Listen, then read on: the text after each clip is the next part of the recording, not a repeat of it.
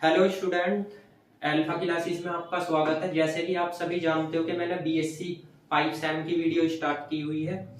इससे पहला जो मेरा लेक्चर था वो मेरा बेसिस पे था। बेसिस चैप्टर मैंने स्टार्ट कराया था, बेसिस ऑफ ए डायमेंशन वाला। उसमें मैंने आपको 3 थ्योरम एक सवाल कराया था, ठीक है ना। तो उसके बाद मैंने आपको ये बताया था इस चैप्टर में आगे आते हैं क्वेश्चन। जैसा कि आप देख रहे हो कि बोर्ड पे आपका एग्जाम्पल नंबर 4 लिखा है, उसमें मैंने एग्जाम्पल नंबर 3 तक कराया था। ठीक, आज मैं इसमें क्या करूंगा, इसमें जो इंपोर्टेंट क्वेश्चन है और सारे जो करने हैं, जिस जिस टाइप पे क्वेश्चन बनते हैं वे सारे के सारे मैं इस लेक्चर में कराऊंगा, ठीक है ना। अब देखो, इससे पहले लेक्चर को आप मेरे देख लेना, उसमें मैंने एक एग्जाम्पल नंबर 3 कराया था, वो भी सेम ऐसा ही था। इसके बाद एग्जाम्पल नंबर 4 है। मैंने एक चीज बताई थी, इन सब एग्जाम्पलों में आपको बेसिस बोल देगा। जहां भी आपको बेसिस बोल रहा है बस आप ये समझ जाना वहां लीनियर इंडिपेंडेबल की प्रॉपर्टी दिखानी है। लीनियर इंडिपेंडेबल की प्रॉपर्टी दिखाने के बाद लीनियर कॉम्बिनेशन तो खुद ब खुद हो जाता है उसमें। तो लीनियर इंडिपेंडेबल ही आपको दिखाना पड़ेगा। अब देखो यहाँ पे जैसे इसमें भी सेम प्रोसेस ऐसा ही दे रखा। इसने कहा सो दैट एक एस सेट दे रखा है अल्फा बीटा गामा, उसके अंदर 3 वेक्टर है, वो एक बेसिस होगा। उसने दे रखा C3 और C, यानी इसके अंदर कॉम्प्लेक्स नंबर है सारे के सारे। यहाँ कुछ भी दे सकता है, R3 R दे सकता है, F और R दे सकता है। तो आपको देन द सेट, एक सेट बना के दे रखा है S डैश। इस सेट के अंदर ये वाले एलिमेंट तो है, आपको इसे बेसिस दिखाना है। ठीक, तो एक सेट तो ऐसे देती है जिसमें अल्फा बीटा गामा एलिमेंट है, एक दे दिया आपको एस डैश, इसे तो बेसिस दिखाना। ये सेट आपको बना के इसने दे रखा, तो आपको इसी के अकॉर्डिंग चलना। जब आप लीनियर कॉम्बिनेशन की प्रॉपर्टी लगाओगे तो इसे राइट हैंड साइड में रख दोगे, लेफ्ट हैंड साइड में सॉरी। तो आप देखो सबसे पहले सेम प्रोसेस यही है। आप क्या करो, लेट अल्फा 1 मानो किस है, अल्फा प्लस बीटा को, अल्फा 2 मानो किस है, बीटा प्लस गामा को, अल्फा 3 मानो आप गामा प्लस अल्फा को। आपकी प्रॉपर्टी है a1 alpha 1 plus a2 alpha 2 और प्लस के an alpha n equal to 0। तो a1 alpha plus beta, alpha 1 का मान ये है, a2 बीटा प्लस गामा और प्लस के a3 ये gamma plus alpha equal to 0।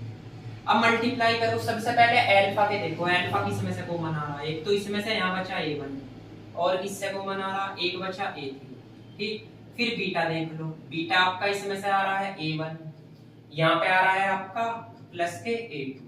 इसके बाद गामा देख लो, गामा आपका आ रहा है a2 और प्लस के a3। अब आप इक्वेशन बनाओ, इक्वेशन मतलब इसमें देखो a1 है, a2 नहीं है, a3 है इक्वल टू 0, इसे 0 के इक्वल रखो। इसे a1 है, a2 है, a3 नहीं है, इसे 0 के इक्वल रखो। इसमें a1 नहीं है, a2 है और a3 है। अब ये लीनियरली इंडिपेंडेबल कैसे होगा, मैंने आपको बता रखा, मैट्रिक्स बना लो। बताया था लीनियर इंडिपेंडेबल डिपेंडेबल टॉपिक में कि मैट्रिक्स बनाते हैं, तो बना के देखो 1 1 0, यहाँ पे क्या आएगा 0 1 1, यहाँ पे 1 0 1। ठीक, अब आप कैसे भी प्रोसेस लगाओगे, आप जो है ना इसको तो 0 बना सकते हो, यहाँ एलिमेंट आ जाएंगे। अगर आपने इसको 0 बना लिया तो इसको 0 बना सकते हो। बस देखो, अगर आप R2 में ऑपरेशन लगाओ, R2 माइनस R1, तो आप क्या लिखोगे, यहाँ पे आप लिखोगे 1, ये हो जाएगा 0 0, ये आपका 0, अच्छा इसमें से घटाओगे ये भी 1, ये आपका 1, अच्छा ये 1 है, ये आपका -1 हो जाएगा, इसमें से घटाओगे 1। अब क्या करोगे, आप इसे 0 बना सकते हो। ठीक है, यहाँ पे तो R3 माइनस R2, तो आपके पास क्या आ गया 1 0 0 0 1 0 और 1 -1, ये -2 हो जाएगा, वो सॉरी +2, इसमें से घटाओगे ना। तो देखो जब भी आपकी रैंक ऑफ ए कितनी आएगी, इसकी 3। और मैंने ये बताया था आपकी रैंक ऑफ ए जब अननोन नंबर के इक्वल हो, रैंक ऑफ ए, ठीक है ना, तो आपका क्या होता है, लीनियर इंडिपेंडेबल। तो आप क्या लिख के दिखा सकते हो, यहाँ से लिख के दिखा सकते हो आप, देयरफॉर द सेट कौन सा है, S इज ए लीनियरली इंडिपेंडेबल, या इंडिपेंडेंट भी बोल सकते हो, ठीक है ना, ऐसे लिख सकते हो, या वेक्टर भी लिख सकते हो। तो इंडिपेंडेबल हो गया, तो ये बेसिस हुआ। इसके बाद क्या करोगे आप, नाउ आपके सामने सेट है, क्या सेट है, अल्फा बीटा और गामा। इसे रखो यहाँ पे S A1 alpha 1 A2 alpha 2 और प्लस के AN अल्फा n। इसमें इसका मान आपका क्या है, अल्फा बीटा और गामा, ठीक है।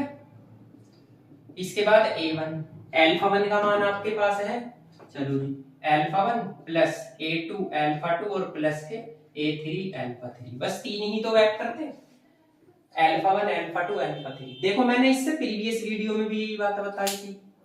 ये दिखाने के लिए कंडीशन आपको कुछ नहीं करना पड़ता, केवल आप जो आपको सेट दे रखा उसे राइट हैंड साइड में, इसमें लेफ्ट हैंड साइड में यहीं पे रख दो और जितने वेक्टर है उनको रख दो, यानी इसी प्रॉपर्टी में, ठीक है ना। एक बार यहाँ 0 था, एक बार सेट बना कर दिखा दो, तो इससे ये पता चल जाता है कि LS बराबर किसके होगा, V के होगा, ठीक है। तो हमें इससे पता चलता है बेसिस का, तो इसको तो केवल आपको करके दिखाना पड़ता है। अगर सपोज करो आपको ये सेट ना देता, अपने पास से कोई भी सेट मान लेते हैं यहाँ ABC, ठीक, तो आप यहाँ पे क्या लिखोगे, hence S is a basis, ठीक है ना, ऐसे लिख सकते हो। तो बेसिस के क्वेश्चनों में आपको केवल एक प्रॉपर्टी काम की है, कौन सी, लीनियर इंडिपेंडेबल की प्रॉपर्टी दिखानी। जो सेट आपका लीनियर इंडिपेंडेबल होगा वही सेट आपका बेसिस होगा। ये प्रॉपर्टी तो कुछ क्वेश्चनों में आपको दिखा रखी होगी, लेकिन आप सब क्वेश्चनों में दिखा दो। आपको अगर सेट नहीं दे रखा तो अपने पास से कोई सेट मान लो, इसकी राइट हैंड साइड में रख दो, कहने का मतलब यहाँ पे बस। इसके बाद में ये लिख दो, इसमें कोई प्रॉब्लम वाली बात नहीं। इसे अल्फा 3 है, वो अल्फा 1 अल्फा 2 अल्फा 3, बस जितने वेक्टर है इससे पता चल जाता है, ठीक है ना। तो अब आप इसे नोट करो। इसके बाद में इसका एक अगला एग्जाम्पल है, एग्जाम्पल नंबर 5। वो एग्जाम्पल नंबर 5 और 6 भी मैं बताता हूँ, इसको नोट करो। देखो भाई, अब आता है एग्जाम्पल नंबर 5। इस एग्जाम्पल नंबर 5 में भी सेम प्रोसेस ऐसा ही है। इस एग्जाम्पल नंबर 5 में क्या कह रहा, let V be the vector space. उसने एक कॉम्प्लेक्स नंबर दे रखे हैं। अब क्या, कौन से नंबर दे रखे हैं उसने, कॉम्प्लेक्स नंबर। आगे उसने क्या बोला, वे जो कॉम्प्लेक्स नंबर है उनके अंदर रियल नंबर भी आएंगे। जो रियल नंबर है वे सारे के सारे किसके अंदर आते हैं, फील्ड के, बोल रहा है। तो V भी ये वेक्टर स्पेस है। देखो C2R बोल दिया, कॉम्प्लेक्स नंबर है, दो का मतलब है दो एलिमेंट, दो ही तो पॉइंट है ना, ठीक। सो दैट्स क्या सिद्ध करना, आपका ये जो सेट है इसे वही सेम बेसिस दिखाना। तो इसमें भी क्या करो, ऐसे ही मान लो, लेट अल्फा 1 मानोगे 1 और 0 को, अल्फा 2 मानोगे I और 0 को, अल्फा 3 मानोगे 0 और 1 को, अल्फा 4 मानोगे किसको, 0 और -I को। फॉर्मूले में रख दो, A1 alpha 1 plus A2 alpha 2 और प्लस के AN alpha n equal to 0। यहाँ पे रखोगे A1 1 0 प्लस A2, यहाँ पे I और 0 प्लस के A3, यहाँ पे 0 और 1 प्लस A4, यहाँ पे 0 और I इक्वल टू क्या आ जाएगा, 0 0। अब आप एक बात बताओ, अगर आप इसकी इक्वेशन बनाने लगे, इसमें क्या है, पहला एलिमेंट A1, इसमें I A2, इसमें 0 A3, इसमें 0 A4 इक्वल टू 0। इसके बाद दूसरा एलिमेंट देखो 0 A1, यहाँ पे 0 A2 और यहाँ पे A3 और यहाँ पे क्या आ जाएगा जी, I A4 इक्वल टू 0। आपकी ये दो इक्वेशन बनेगी दो पॉइंटों से। अब आप एक चीज बताओ, इन दोनों इक्वेशनों में यो कंडीशन तो 0 ही है, ये वाली ये कंडीशन 0 है, ठीक है ना। तो आपकी इक्वेशन का मीनिंग क्या निकला, एक तो बचा A1 plus I A2 equal to 0, इसमें क्या बचा A3 plus I A4 equal to 0, ठीक। तो ये तो क्वेश्चन यही हो जाएगा, A1 की वैल्यू भी 0 आएगी, A2 की वैल्यू भी 0 आएगी, A3 की वैल्यू भी 0 आएगी, A4 की वैल्यू भी 0 आएगी, ठीक है। और अगर इसे मैट्रिक्स मेथड से करना चाहते हो तो मैट्रिक्स मेथड से भी मैं आपको बता देता हूँ कैसे। आपका जो पहला एलिमेंट है A1, इसमें तो A1 नहीं है, इसमें भी A1 नहीं है, इसमें भी A1, तो A1 की वैल्यू होगी 1 और बाकी सबकी हो जाएगी 0। इसके बाद A2 देखो, A2 का मान क्या है, A2 इसमें नहीं है 0, इसमें है A2 की वैल्यू इसमें है केवल I, तो उसके बाद 0 0, ठीक। तो उससे अलग अलग इक्वेशन बनानी पड़ेगी, हो जाएगा मैट्रिक्स से भी, ऐसी कोई प्रॉब्लम। लेकिन जब आपका सीधा ही निकल रहा है क्वेश्चन 0 0, आप यहां लिख सकते हो therefore the set is a linearly या लीनियर इंडिपेंडेबल, ठीक है ना। अब इसके बाद क्या दिखाओगे, बेसिस। बेसिस के लिए आपके पास कॉम्प्लेक्स नंबर है तो लेट कर लो, अगर आप अल्फा के equal a plus i b let करोगे तो बीटा के इक्वल क्या करोगे c प्लस आई डी। इन्हें राइट साइड में रख दो, एक सेट बना दो, यानी आपका अल्फा प्लस बीटा ये सेट बन गया a1 alpha 1 plus a2 alpha 2 plus a3 alpha 3 और प्लस के a4 अल्फा 4। चार ही तो एलिमेंट थे। यहाँ पे आप रख सकते हो क्या a प्लस आई बी और यहाँ पे c प्लस आई डी। यहाँ पे a1 alpha 1 plus a2 alpha 2 और प्लस a3 अल्फा 3 और प्लस a4 अल्फा 4। ये हो गया। इसमें बस ऐसे ही मान के लिख, क्योंकि बोल रखा है उसने कॉम्प्लेक्स नंबर, तो आप भी कॉम्प्लेक्स नंबर मान लो, नीचे लिख लो ls बराबर b के, यहाँ लिखो hence s is a basis। ठीक है ना। लो जी आप इसे भी नोट कर लो। ये जो आपका क्वेश्चन नंबर 5 है देखो इजी बिल्कुल। इसके बाद में मैं क्वेश्चन नंबर 6 एग्जाम्पल नंबर 6 बताता हूँ। ये एग्जाम्पल नंबर 6 दे रखा है, बढ़िया। इसी मेथड के सवाल आपकी एक्सरसाइज में भी है। एक पॉइंट आ जाए, 2 आए, 3 आए, 4 आए, ये दे रखा है एग्जाम्पल। जैसे एग्जाम्पल नंबर 6 होगा ऐसे ही आपका एग्जाम्पल नंबर 7 होगा और एग्जाम्पल नंबर 9 भी ऐसे ही होगा। ठीक है ना। तो देखो ये इस टाइप के सवाल एग्जाम में ज्यादा पूछे जाते हैं। आपको 3 पॉइंट दे रखे हैं, 4 पॉइंट दे सकता है, बोल रहा सिद्ध करोगे ये एक बेसिस है, तो आप क्या करो, सिंपल इंडिपेंडेबल की कंडीशन दिखा दो। देखो आप इसे अल्फा 1 लेट कर लो, 1 2 1, अल्फा 2 लेट करोगे 2 1 0, अल्फा 3 इसे लेट करोगे 1 -1 और 2। ठीक है ना। बीच में कोमे लगा दिया करो। इसके बाद a1 alpha 1 plus a2 alpha 2 और प्लस के an alpha n equal to 0। इसमें रख दो a1 1 2 1 प्लस a2 यहाँ पे 2 1 0 प्लस a3 यहाँ पे 1 -1 और 2 इक्वल टू 0 0 और 0। ये आ जाएगा। ठीक है। अब आप क्या करो, इक्वेशन बना लो। तो इक्वेशन बनाओगे a1 है, यहाँ पे 2a2 है फर्स्ट एलिमेंट, इसमें क्या है जी a3 है इक्वल टू 0, यहाँ पे 2a1 यहाँ पे a2 यहाँ पे a3 इक्वल टू 0। अब थर्ड ले लो, यो 0 a2 हो जाएगा, यो प्लस के 2 a3 इक्वल टू 0। मैट्रिक्स बना लीजिए 1 2 1, यहाँ पे 2 1 0, यहाँ पे 1 -1 और 2। अब इसकी रैंक निकालनी है आपको, तो ये 0 बना दो। आपको बता रखा है मैंने मेथड R2, तो R2 माइनस के 2 R1 R3 माइनस R1। ये हो गया। ये एज इट इज लिखना। अच्छा इसमें 2 से मल्टीप्लाई करके इसमें से घटाओगे -3 आएगा, इसमें 2 से मल्टीप्लाई करके इसमें से घटाओगे ये भी -3 आएगा। आ जाएगा भाई। 2 की मल्टीप्लाई करो 4, इसमें से घटा दो, इसमें 2 की मल्टीप्लाई करो इसमें से घटा दो, इसे इसमें से घटाओ 0, ये माइनस का 2 है, ये 1 आएगा। ठीक है। इसके बाद आप इसे 3 से डिवाइड कर सकते हो, तो आप जो है ना R2 को डिवाइड किससे कर सकते हो, R2 अपॉन -3, क्योंकि 1 सेकंड रो का सेकंड एलिमेंट भी तो 1 बनाना है। ठीक है ना। -2 1, देखो कर दिया -3 से। अब इसके नीचे का 0 बना लो, सेम प्रोसीजर। क्या R3 प्लस 2 की मल्टीप्लाई करो R2 में और ऐड कर दीजिए, तो 1 0 0 2 1, ये 1 1 ये 0, 2 की मल्टीप्लाई करके जोड़ोगे 3। आपको पता चल गया रैंक ऑफ ए कितनी आई 3, यानी रैंक ऑफ ए किसके इक्वल है n के। तो जब रैंक ऑफ ए n के इक्वल है तो आप क्या लिखोगे यहाँ पे, therefore the set is a, या वेक्टर, आपको वेक्टर दे रखे हैं लीनियरली इंडिपेंडेबल, तो इंडिपेंडेबल आ गई है। ठीक। तो आप इसमें a1 भी 0 लिख दो, a2 भी 0 लिख दो, a3 भी 0 लिख दो। अब बात आती है आपकी लीनियर कॉम्बिनेशन की कंडीशन दिखानी, स्पान वाली। तो आप क्या करो, लेट मान लो आप अल्फा क्या मानोगे a b c, इसे रखो आप a b c, कितने वेक्टर है a1 alpha 1 plus a2 alpha 2 और प्लस के a3 अल्फा 3। आप लिख सकते हो ls बराबर b के। यहां लिखो hence vector is a basis of R3। लो जी ये सवाल भी कंप्लीट। जैसे मैंने जो एग्जाम्पल आपको कराया है ऐसे ही एग्जाम्पल नंबर 7 होगा।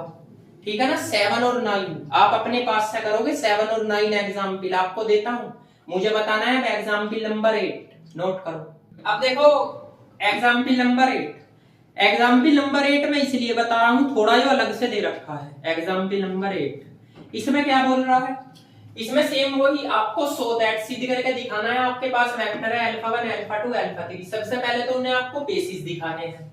फिर इसने ये बोल रहा है जब आप लीनियर कॉम्बिनेशन दिखाओगे तो लीनियर कॉम्बिनेशन दिखाने के लिए उसने वेक्टर दे रखे हैं अल्फा 1 अल्फा 2 अल्फा 3, यानी इन्हीं पे दिखाओगे।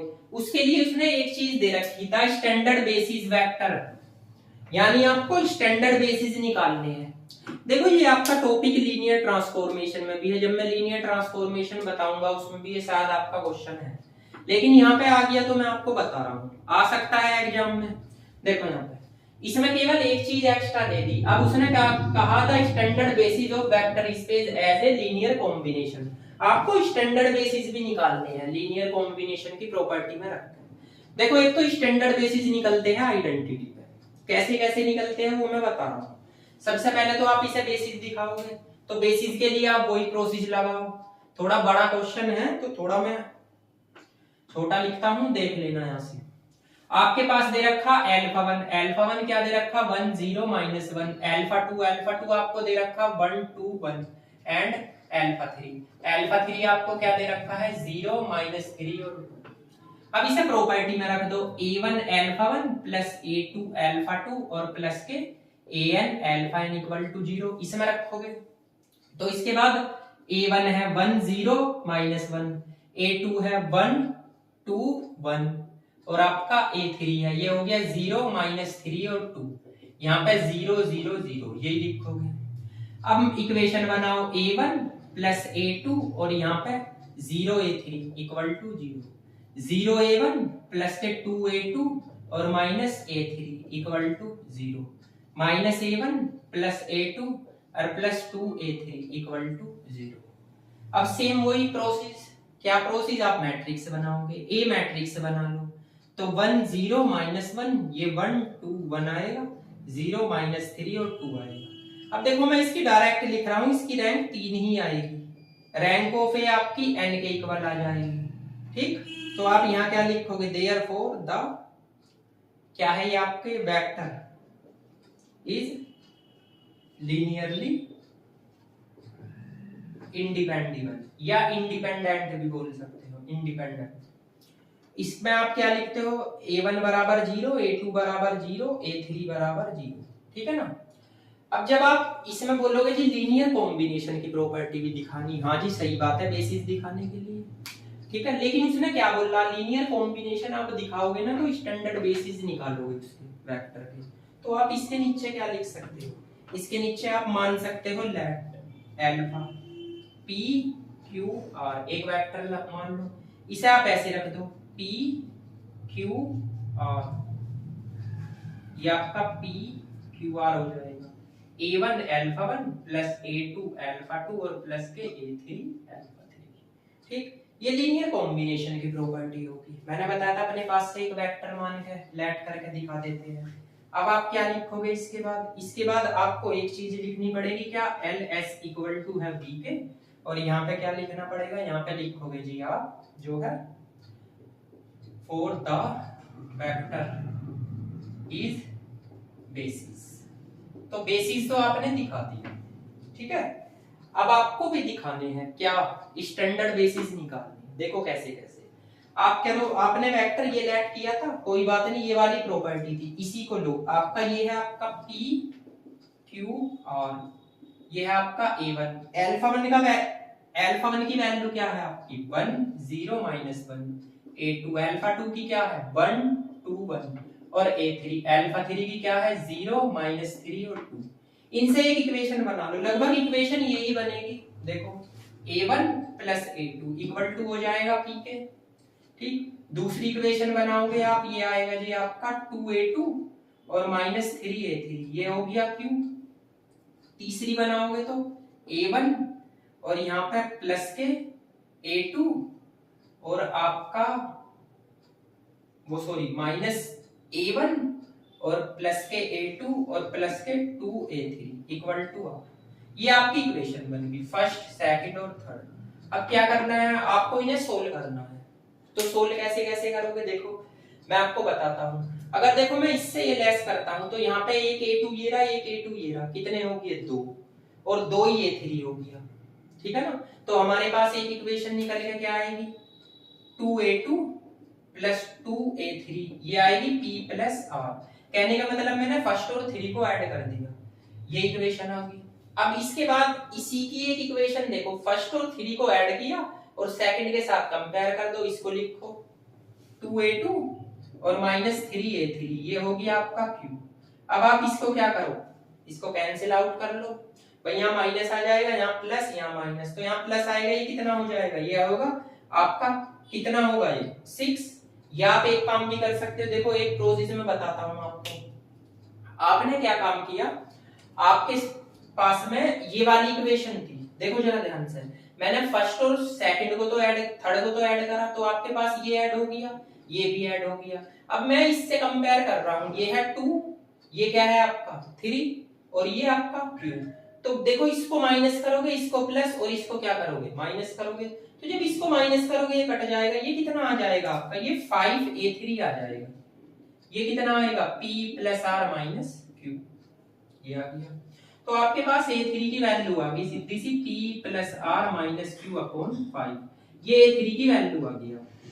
अगर आप A3 की वैल्यू उठा के किस में रखने लगे, A3 की वैल्यू उठा के आप इसमें रखने लगे, तो आप यहाँ से A2 का मान निकाल सकते हो, रख दो, इसमें रखोगे तो आपका क्या आएगा 2A2 है। अच्छा यहाँ पे रखोगे तो 3/5 इधर जाएगा, तो Q प्लस 3/5 ये आएगा P plus R minus Q।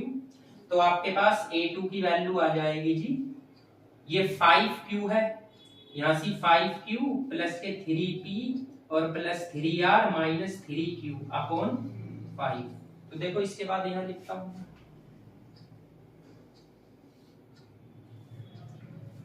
तो ये कितना आ गया, A2 की वैल्यू क्या आ जाएगी आपकी, P देखो कहाँ है 3 है, Q इसमें से ये लेस कर दो, तो 3P प्लस 2Q और आपका आ गया प्लस 3R अपॉन में हो जाएगा जी 10,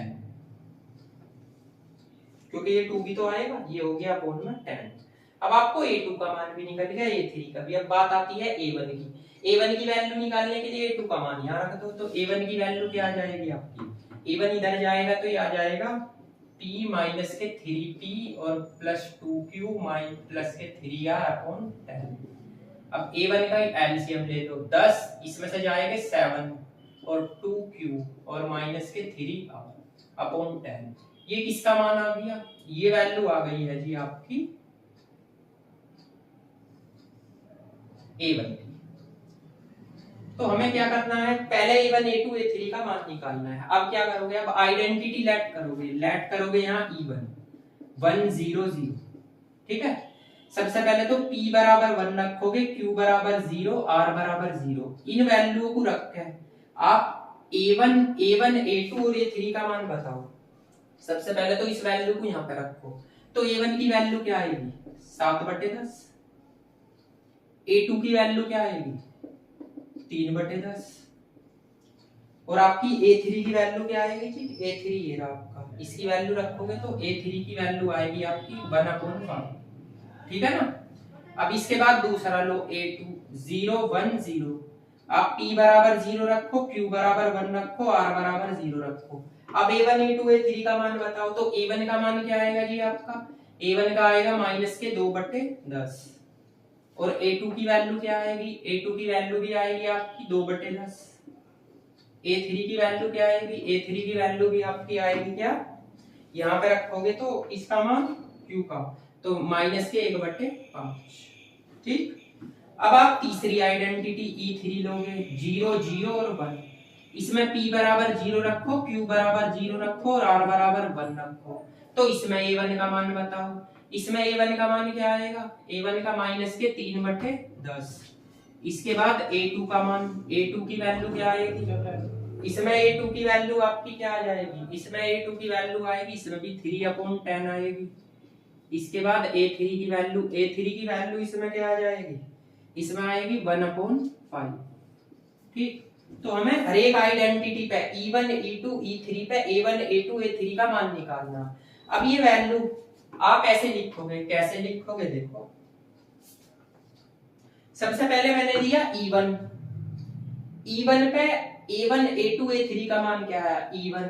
तो अगर मैं राइट साइड में E1 रखता हूं किसके प्लेस पे, इसके प्लेस पे पहले तो E1 रखा, तो यो A1 की वैल्यू क्या निकल के आई है 7/10, ये है अल्फा 1 प्लस A2 की 3/10 अल्फा 2, इसकी 1/5 अल्फा 3।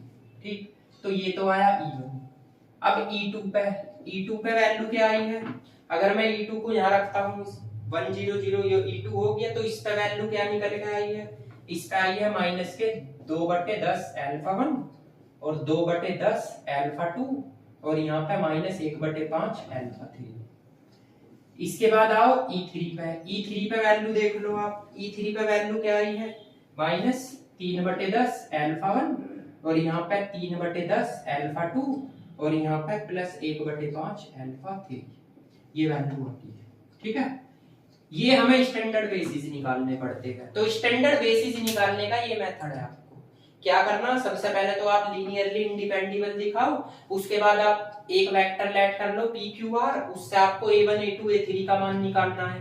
फिर आपको PQR के प्लेस पे E1 रखना है, सबसे पहले तो A1 A2 A3 का मान निकालो, फिर E2 रखना है, उससे A1 A2 A3 का मान निकालो, फिर E3, इससे A1 A2 A3 का मान निकालो। ये सारे E1 पे वैल्यू ये आई है, ये उठा के इसमें रखो, यहाँ E1 रखोगे, यहाँ A1 का मान, ये अल्फा 1 अल्फा 2, फिर E2 का, फिर E3 का। ठीक है, तो ये आपकी बुक में एक एग्जाम्पल दे रखा है, खास भी एग्जाम्पल है, थोड़ा लेंथी भी है, तो इसे समझ के आप नोट कर लेना। ठीक है ना, इसे नोट करो, फिर मैं आपको एक्सरसाइज के क्वेश्चन कराता हूँ, नोट करिए।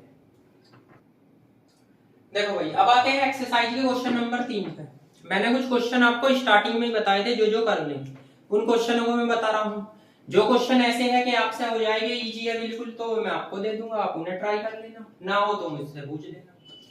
देखो इसमें क्या कह रहा है, फाइंड द बेसिस फॉर सब स्पेस। आपको दो सब स्पेस दे रखे हैं, बेसिस दिखाने हैं इसके। दूसरा आपको डायमेंशन निकालना है, डायमेंशन W1 इंटरसेक्शन W2, इसे ऐसे भी लिख सकते हो W1 इंटरसेक्शन W2, शायद बुक में ऐसे ही लिख रहा होगा, नहीं इंटरसेक्शन लिख रहा है, ऐसे भी लिख सकते हो।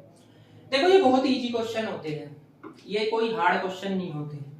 कैसे कैसे, सबसे पहले तो बेसिस निकालना W1 का। एक बात बताओ, आपके पास W1 है, क्या है A B 0, यही तो है।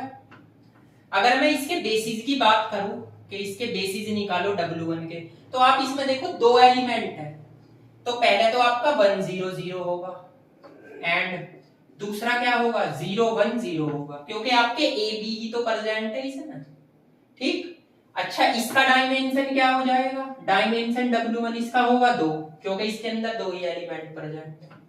ठीक, अब बेसिस की बात करूं अगर मैं W2 की, तो इसके क्या हो गए, इसमें BC है, तो 0 1 0 एंड 0 0 1। इसके डायमेंशन की बात करूं, इसका डायमेंशन भी आपका 2 हो जाएगा। ठीक है, अब आप एक चीज देखो, इसका कैसे पता चला 1 0 0 है, क्योंकि इसके अंदर कौन से एलिमेंट है, AB है केवल, और आपको बोल भी रहा है कि फॉर ऑल AB बिलोंग किसे करते हैं, R को। थोड़ा ऐसे लिख लो, पहले एक का ही लिख लो, इसके बाद आप W2 लो, W2 आपका क्या है, W2 आपका है B0C, ये है ना, तो आप इसे लिख लो। इसमें फॉर ऑल AB वो BC बिलोंग टू R। इसके आपका बेसिस अगर निकालने लगे W2 के, तो इसके क्या हो गए, एक तो 0 1 0 एंड एक क्या हो जाएगा 0 0 1। इसके डायमेंशन की बात करूं W2 के, तो इसका भी 2 आएगा, क्योंकि दो ही एलिमेंट है। ठीक, तो ऐसे आपको क्वेश्चन बना के दे सकता है, कुछ भी दे, आपको ये प्रेजेंट दे देगा, तो आप इसे ले लोगे 1 0 वो 0 1 0 फिर 0 0 1, तो A B है इसमें, A तो ये रहा, B ये रहा, उसमें क्या है BC है, B ये रहा, C ये रहा, उसी के अकॉर्डिंग इनके डायमेंशन हो जाएंगे, दो एलिमेंट प्रेजेंट है, दो हो गए, इसके भी दो। अब हमें निकालना, एक रिजल्ट बताया था मैंने, ध्यान हो तो, डायमेंशन W1 प्लस W2, ये बताया था dimension W1 plus dimension W2 minus dimension W1 intersection W2, ये बताया था, इससे भी निकल जाएगा। इसका मान क्या है, दोनों को जोड़ो, तो दोनों को जोड़ रहे हैं अगर इसको और इसको, तो कितने एलिमेंट आएंगे, 3 आएंगे ना, ये BC भाई, इसको इसके साथ जोड़ो। देखो एक इसमें A और B है, लेकिन B कॉमन है, B को एक बार लेना, A और B और C, तो इसका डायमेंशन क्या हो गया 3। ठीक है, अब इसका डायमेंशन आपको 2 है, इसका भी 2 है, इसका आपको निकालना है डायमेंशन W1 इंटरसेक्शन W2। तो आप इस तरह ऐसे लिख सकते हो 3 4 डायमेंशन W1 और डायमेंशन W2। इसको इधर ले आओ, इसको इधर ले आओ, लो जी आंसर आ गया। Simple question. ये हो जाएगा 4 - 3 यानी कि 1। आप ऐसे भी लिख सकते हो कि डायमेंशन W1 इंटरसेक्शन W2 आपका 1 आया है या इक्वल टू 1। तो ये सिंपल क्वेश्चन होते हैं। आपको क्या करना है, इनका सम देखना है जितने एलिमेंट प्रेजेंट है दोनों में जोड़ने के बाद। ठीक है जी, तो देखो आपका ये क्वेश्चन हो गया, नोट करो। देखो भाई, अब मैंने 3 के बाद क्वेश्चन नंबर 7 देखो। जो आपके टफ है मैं वही क्वेश्चन करा रहा हूं, वरना सारे एक ही मेथड के आपको सेट देगा। आप जो है ना सीधे लीनियर इंडिपेंडेबल की कंडीशन दिखा दो। इसमें भी वही दे रखा, alpha 1 alpha 2 alpha 3 is a basis है, सो दैट अल्फा 1 अल्फा 2 1 2 और 1 3 तीन एलिमेंट दिखाने दे रखे हैं। उसने उन्हें भी बेसिस निकालने के लिए बोला। सेम आप लेट कर लो, अल्फा 1 तो लेट करो अल्फा 1 प्लस अल्फा 2 को, अल्फा 2 लेट करो अल्फा 2 प्लस अल्फा 3 को, अल्फा 3 लेट करो अल्फा 3 प्लस अल्फा 1 को। ठीक है ना, फॉर्मूले में रख दो a1 alpha 1 plus a2 alpha 2 और प्लस के an alpha n equal to 0। a1 alpha 1 का मान a1 अल्फा 1 अल्फा 2, इसका मान अल्फा 2 अल्फा 3 प्लस a3, इसका मान अल्फा 3 और अल्फा 1 इक्वल टू 0। अब अल्फा 1 देखो किस किस में से कॉमन आ रहा है अल्फा 1, तो a1 तो ये है और किस में से कॉमन आएगा, a3 में से आएगा। इसके बाद अल्फा 2 कॉमन देखो, a1 है प्लस के a2 है। इसके बाद अल्फा 3 कॉमन देखो, a2 है और a3 है इक्वल टू 0। तो यहाँ पे क्या बचा, a1 a2 है नहीं तो 0 a2 लिख लो, a3 बराबर 0। यहाँ पे a1 प्लस a2 और 0 a3, इसमें a3 नहीं है तो a3 0 लिख लो। इसके बाद इसे देखो 0 a1 a2 प्लस के a3। ठीक, अब वही प्रोसेस, इसकी रैंक निकाल लो। जब रैंक निकालोगे 1 1 0, ये 0 1 1, ये 1 0 1। देखो ऐसा सवाल पहले भी करा था मैंने, उसकी रैंक भी 3 ही आई थी। तो रैंक ऑफ ए किसके इक्वल होगी, n के। तो आपको पता चल गया, क्या पता चला कि आपका जो सेट है जो आपको दे रखा है ये वाला सेट, तो यहाँ लिखोगे लेफ्ट वो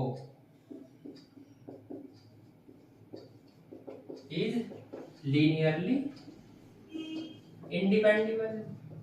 तो आपको ये तो पता ही है।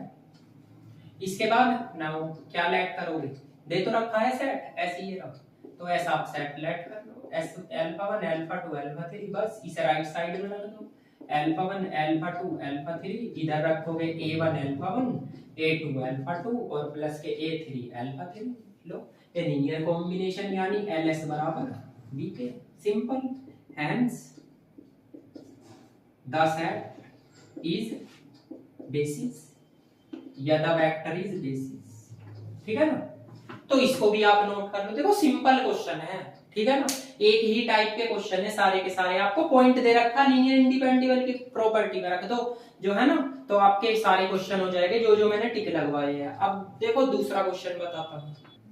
देखो भाई, ये कुछ क्वेश्चन होते हैं, क्वेश्चन नंबर 22 है, 23 से 24 है। कभी कभी एग्जाम में पूछे जाते हैं, बच्चों की रिक्वायरमेंट थी कि आप सर ये वाले क्वेश्चन बता दोगे तो होगी। तो देखो आप ये वाले क्वेश्चन देख लो, इनमें कुछ खासा ऐसा कोई प्रॉब्लम वाली बात नहीं। W1 W2 दो सब स्पेस है, W1 का मान दे रखा, W2 का दे रखा, उसने कंडीशन दे रखी है ये वाली। इनके कई तरीके हैं करने के, आप डायरेक्ट भी कर सकते हो। तो सबसे पहले आपको वही dimension W1 intersection dimension W2 का मान निकालना। इसके लिए मैंने आपको एक रिजल्ट बताया था, ध्यान दो, ये बताया था डायमेंशन W1 प्लस W2, यहाँ से dimension W1 plus dimension W2 और minus dimension W1 intersection W2। आपको करना क्या है, इसका मान निकालना है, इसको इधर ले आओ, इसको इधर ले जाओ, तो आपके पास क्या बचेगा, डायमेंशन W1 इंटरसेक्शन W2, यहाँ पे dimension W1 plus dimension W2 minus के डायमेंशन W1 प्लस W2। अब आप एक चीज चेक करो, अगर मैं इसे लेता हूं, इसमें 4 एलिमेंट है, इसमें भी 4 एलिमेंट है, तो आपको एक चीज तो पता चलेगी, क्या पता चलेगी, डायमेंशन W1 प्लस W2 का डायमेंशन 4 हो जाएगा। 4 ही तो एलिमेंट है, 4 है वो तो आपको दे भी रखा है। अब बात आती है डायमेंशन W1 की। ठीक, अब आप एक चीज देखो, इसमें डायमेंशन में W1 W2 ये तो आपका पता चल गया कि 4 है, ये वाली कंडीशन आपकी 4 होगी। अब आप एक चीज चेक करो, इसमें कितने एलिमेंट है? 4। 4 में से B plus C plus D equal to 0 है। ठीक, तो 3 एलिमेंट जोड़ के 0 आ रहे हैं। इसमें कितने एलिमेंट है? इसमें भी 4 है। A प्लस B बराबर 0 है, C बराबर 2D है। तो आपको करना क्या है, देखो इसमें 3 एलिमेंट बराबर 0 के हैं, ठीक है ना, और इसमें 2 एलिमेंट 0 के हैं। तो इसमें 3 एलिमेंट 0 है, B plus C plus D बराबर 0, तो इसका डायमेंशन W1 कितना हो जाएगा? डायमेंशन W1 3 हो जाएगा। ठीक, उसमें कितने हैं? उसमें डायमेंशन 2 है, यानी इसका 2 हो जाएगा। ये रहा B प्लस C, यही है आपके, और बाकी की जाने C बराबर भी 2D दे रखा है उसने, तो उससे कोई लेना देना नहीं है, आप केवल ये ध्यान रखो। अब इसको उठा के इसमें रख दो, तो डायमेंशन W1 इंटरसेक्शन W2 ये 3 प्लस 2 और माइनस के 4, तो क्या आएगा? 5 माइनस 4 इक्वल टू 1 आ जाएगा। तो एक इसका आंसर आ जाएगा। एक तरीका तो ये है करने का, एक दूसरा तरीका भी है। दूसरा तरीका ऐसा है, इसके डायमेंशन निकाल लो, इनकी वैल्यू रख दो इसमें, इसकी वैल्यू इसमें रख दो, उससे भी हो जाएगा। तो कई तरीके हैं आपको निकालने के, तो आप जो है ना कंफ्यूज मत हो ना, कोई सा भी तरीका आप एग्जाम में लगा सकते हो। ये सिंपल तरीका है।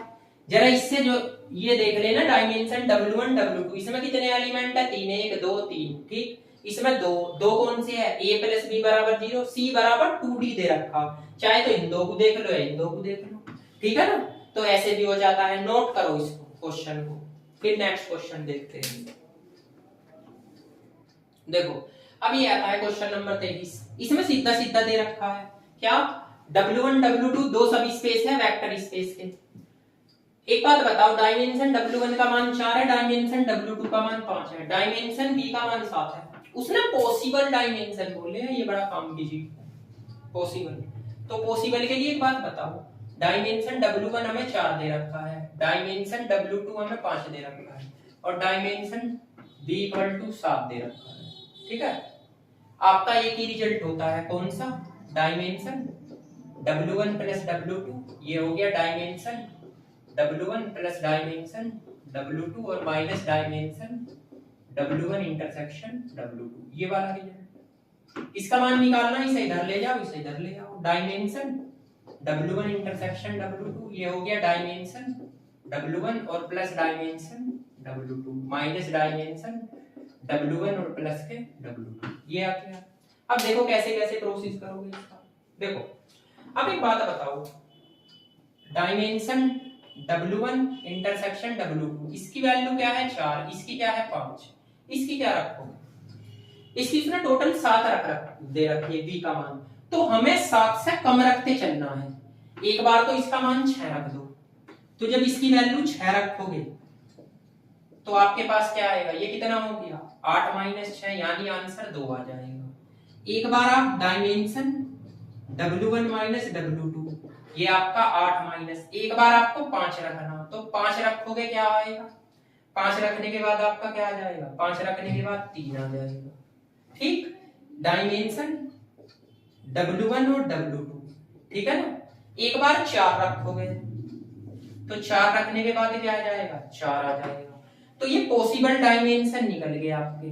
4 से कम नहीं रखने के, क्योंकि 4 इसका मान है। देखो इससे कम नहीं रखते, वैसे तो इससे कम भी नहीं रखते, लेकिन पॉसिबल डायमेंशन बोले हैं। 7 दे रखा तो 7 से कम ही रखने। सपोज करो आपको 8 दे रखा, तो आप क्या रखते? 7 रखते, 6 रखते, इसके अकॉर्डिंग रखते। इन दोनों को देखते हैं, ठीक है। जैसे आपको डायमेंशन W1 की वैल्यू 8 दे रखी, डायमेंशन W2 की वैल्यू 10 दे रखी, और डायमेंशन B की वैल्यू 12 दे रखी। तो आप एक बार तो डायमेंशन W1 प्लस W2 क्या रखोगे? एक बार तो आप 11 रखोगे जब आप वैल्यू निकालोगे, एक बार आप 10 रखोगे जब वैल्यू निकालोगे, एक बार 9 और एक बार 8, इससे कम नहीं रखोगे। तो ये पॉसिबल डायमेंशन निकल के आ जाते हैं, ठीक है ना। समझ में आया आपके? जो है ना 7 है, 7 से कम रखो एक बार, 6, 6 से आ गया आपका 2, आंसर तो यही होगा। फिर इसके बाद 6 से कम रखो एक बार, 5, 5 रख के देख लो तो 3 आ गया। फिर 4 रखो, इसके बाद नहीं रखना। तो ये पॉसिबल डायमेंशन होते हैं। आंसर तो वैसे इसका 2 ही आ जाएगा, एक तो फिक्स ही है, लेकिन ये पॉसिबल डायमेंशन होते हैं। तो इस टाइप से भी आप क्वेश्चन कर सकते हो।